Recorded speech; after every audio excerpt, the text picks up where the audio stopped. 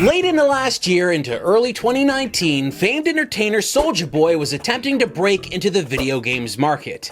Here on Rerez, we spoke about some of the items his website had to offer. They ranged from emulation boxes potentially stuffed with unlicensed ROMs to shoddy knockoff handhelds to reasonably built consoles tailored to a specific market, China. All consoles and handhelds were items readily available through other websites, most with markedly lower price points than what Soulja Boy was offering. Ladies and gentlemen, the dust has finally settled on the SouljaGame console boom. The game's hardware for sale on Soulja Boy's websites are looking mighty thin these days. In fact, SouljaGame.com, the original website tailored to the sales of gaming hardware, now takes you directly to the 3DS page of the official Nintendo website. Yikes. If for whatever reason you thought our journey with Soulja Boy was over, well, you'd be completely wrong. There's more. In our previous video, we mentioned that Soulja Boy's website had listed a portable DVD player that came with a selection of video games. Now sure, it had piqued our interest, but we never thought we'd end up coming across one. But we got severely unlucky, I guess, because we finally found one and it made its way to the Rerez headquarters.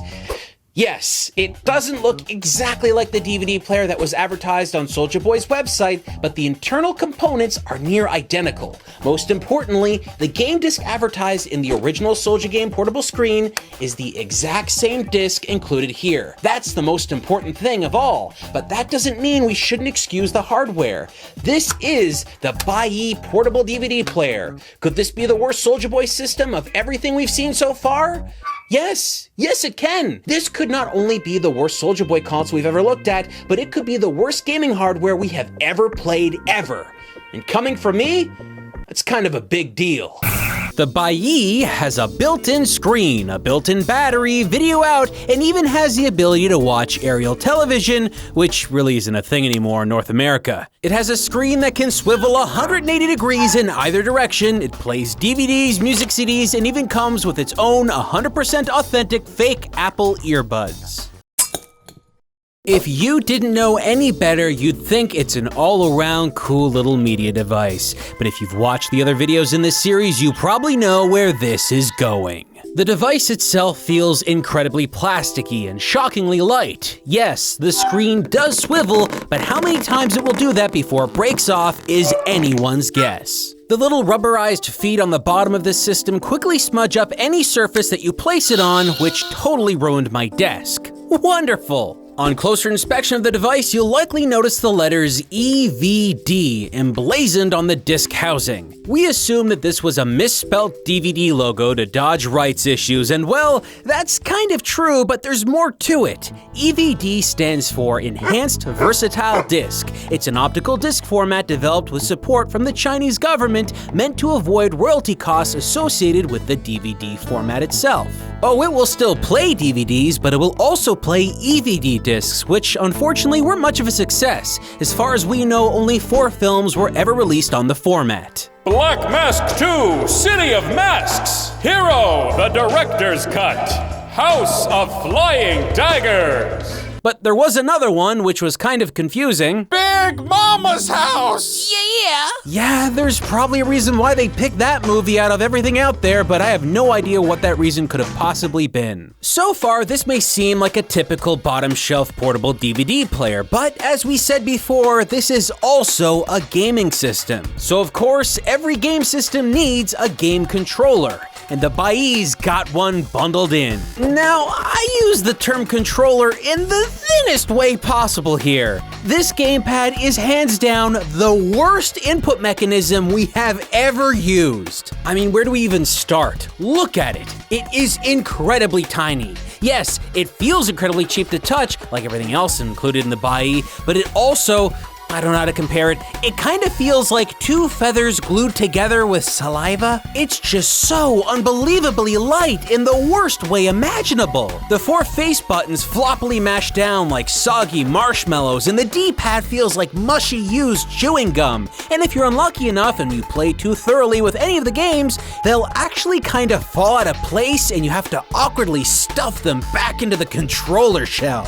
Typically, there's information printed on a controller, but the whole unit is surprisingly unmarked. I mean, besides the barely legible labeling of the mode and start button. But perhaps the most offending thing about this controller is it feels like if I ever got into a heated gaming moment and quickly tugged on it, the cable would dislodge from the pad effortlessly. I can't stress this enough, it really feels like it was barely slapped together. But controllers, no matter the quality, are nothing without games to play. And on this tiny disc, there are 300 games. Unbelievable? Well, yes, actually. So let's start the system up, and okay, stop. This is the Buyee logo. The B is upside down, the Y looks like a V, and the E's can't seem to decide which direction they should face. But the best thing about this boot screen is the tagline directly under the logo. Be unique yourself. Enjoy every moment.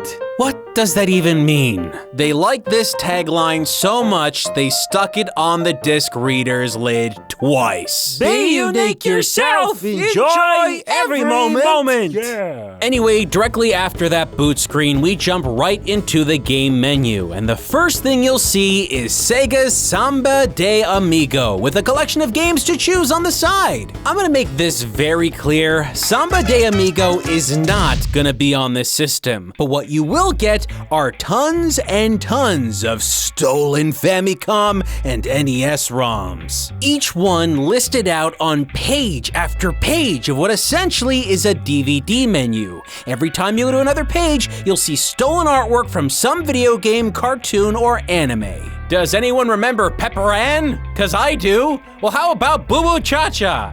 No, I don't know what that one is. Back to the games, it does look like there's a lot of them, but in actuality, there really isn't 300. Many of the titles on here are duplicates, and in some cases, they may say they're one thing, but turn out to be another game that already appeared on the list. And even then, perhaps you might be unlucky, like I was when selecting Mickey from page 27. It tried to load, and then nothing happened. It black screened. This forced me to restart the system. Not only do you have duplicates of games, but you have some that completely crash your console. Before you get too riled up, there are games on here you can play, or at least turn on. Let's take a look at Burgertime. Now, yes, this is the wrong aspect ratio, but other than that, it seems to look pretty decent, right?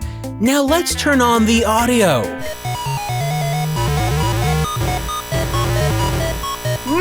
That's quite the hum. You hear that? That's present in every game that we're gonna play. But if you pay real close attention to the movements of the main character and the events going on the screen, you'll notice something that's kind of weird.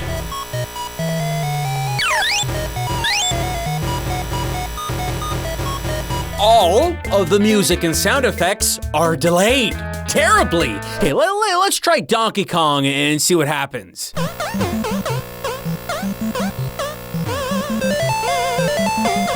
There it is again. Weird humming sound and everything is delayed.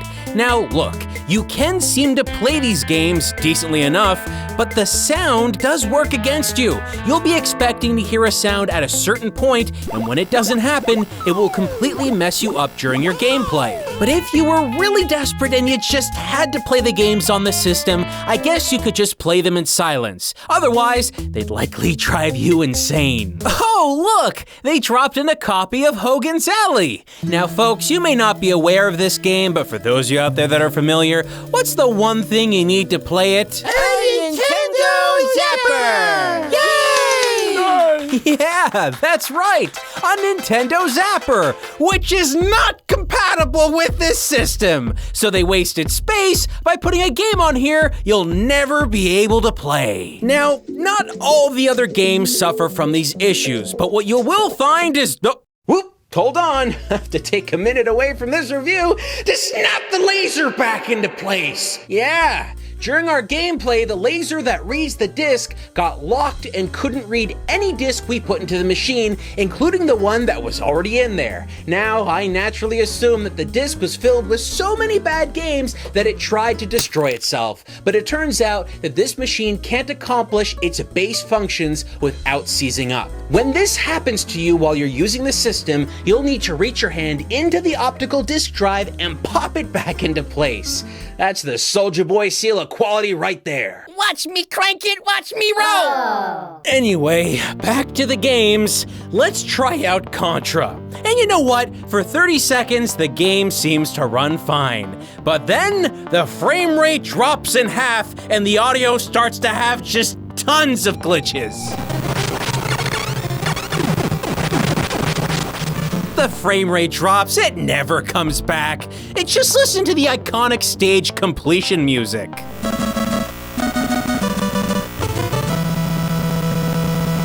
Oh, it sounds like someone is punching an NES to death. The exact same problem can be found in other games like the Goonies. A couple seconds into gameplay and then everything slows down. Now, unlike earlier on when we were talking about the audio being a problem, the gameplay here is also being affected, rendering it essentially unplayable. Inputs are dragged down and becomes way too hard to actually time precision movements. Maybe you're not familiar with Goonies, but how about Mega Man? Just look at how bad this is playing. You will not survive. Let me remind you, all of this is being played with a controller that feels like it was made out of paper mache. Now let's try Galaga. Oh, they couldn't even get the name right. Again, this has the slowdown problem. You would maybe assume that because this is a shooter, the slowdown might make the game a little easier, but that's simply not the case. Typically, on the first bonus stage, I can get a perfect score on an original NES with an original controller. On here, though, not a chance. But perhaps the game that really brings it all home is this weird knockoff version of Super Mario Bros. Or Peace Castle 2, I guess. This game seems to run worse than every other game we've looked at. The game plays so slow and your inputs are so delayed that even a lonely Goomba that would otherwise provide no challenge at all can become a boss battle that will stop your progress entirely. When it comes to the other games on this disc, you'll be met with title after title of games you've likely never heard of. While some of them may have been fun games in their own right on their original platform,